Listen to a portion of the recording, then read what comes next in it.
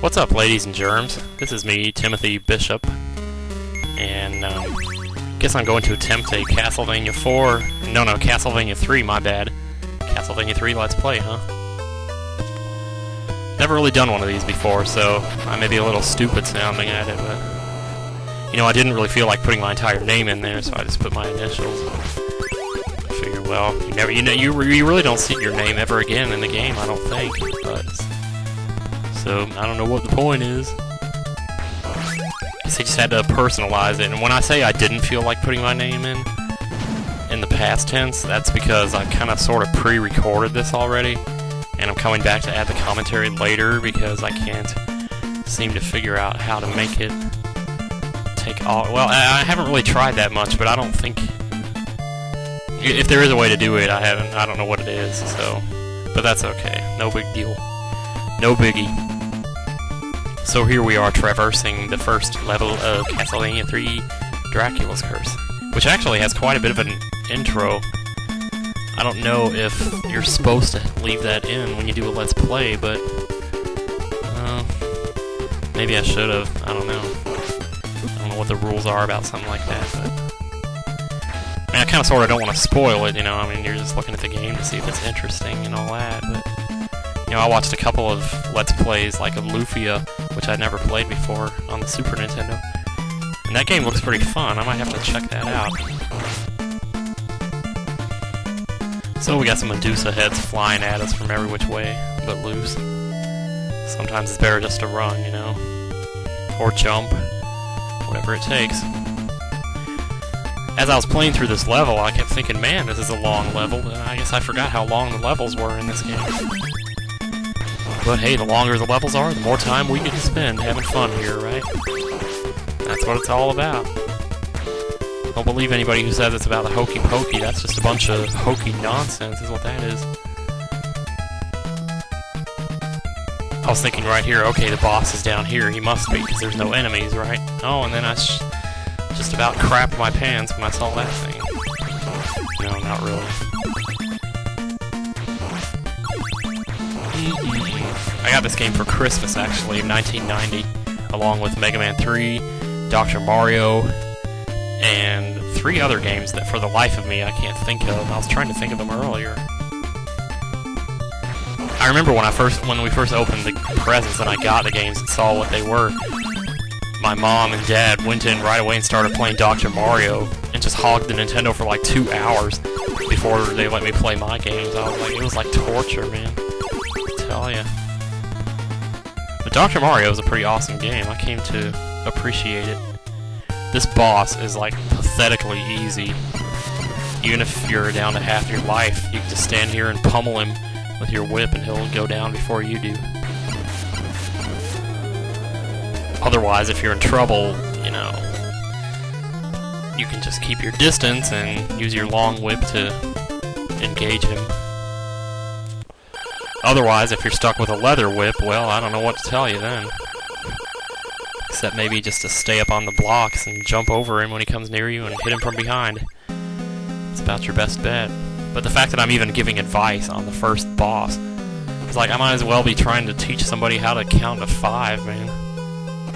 This is another cool thing about this game. You get to choose different levels or choose different paths to take, which ultimately lead to the same destination, but it's like you can play the game several times and it stays fresh because you're going different ways and meeting different characters on the way. This is one of the few times where you take one path, you don't miss out on the other one, because eventually you have to come back down this level when you get finished with it.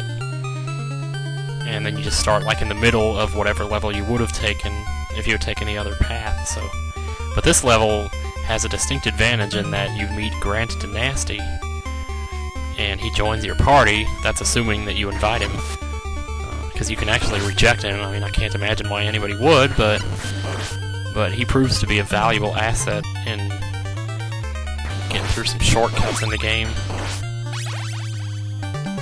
The other characters you meet are Sypha Belnades, I think it is. I've heard some people spell it more like Velnumdes, like Velnumdes or something, I don't know. But I'm pretty sure it's Sypha Belnades, Belnades. I don't know.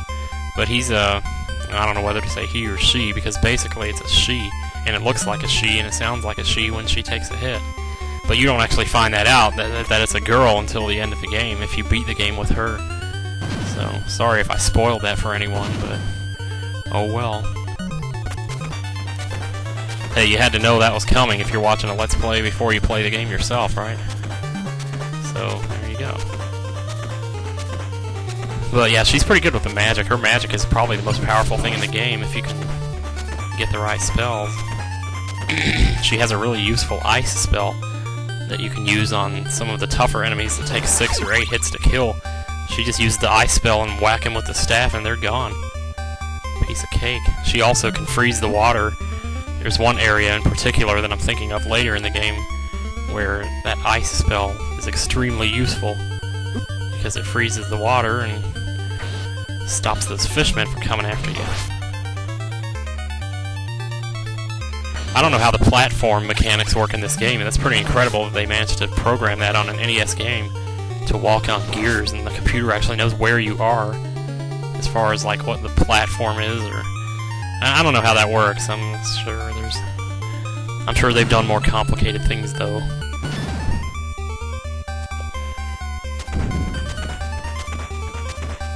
This game's got really cool music too. This level is also, or in particular, is pretty awesome. I haven't used that clock once yet, have I? I don't think I ever did.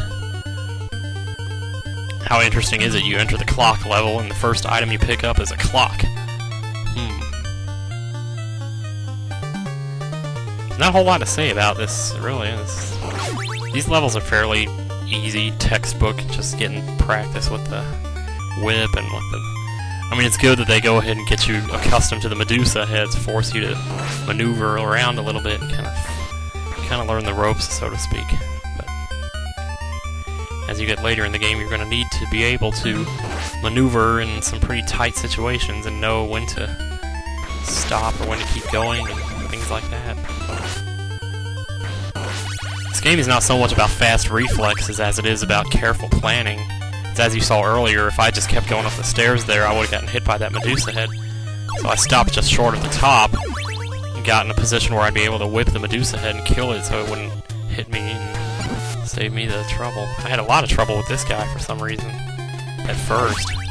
Once I got about halfway into the fight, I've kind of got better, but I tell you, I was a total noob at this.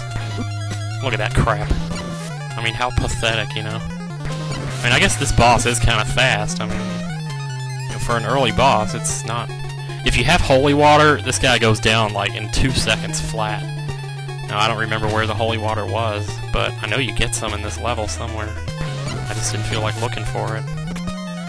I guess because I'm in kind of a hurry, you know, I'm trying to keep the files short and sweet so they don't take forever to upload or whatever. But then again, you know, I mean... If you're worried about brevity, I guess you better not do a Final Fantasy one, huh? Oh, man, I'm tired. Sorry about that, I was just kind of stretching. I guess my TV dinner's about to get done pretty soon here. Yeah, this came from back in the days when, you know, games didn't have a lot of dialogue and stuff like that, so this was kind of cool back then to see things like this. Characters shaking hands and things. Okay, I guess I'll be back.